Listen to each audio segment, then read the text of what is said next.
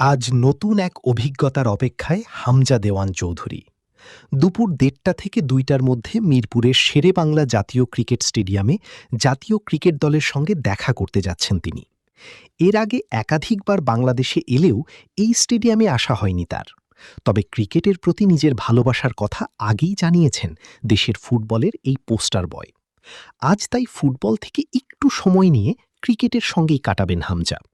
গতকাল হামজা চৌধুরী দেশে এসেছিলেন কমার্শিয়াল কাজের উদ্দেশ্যে।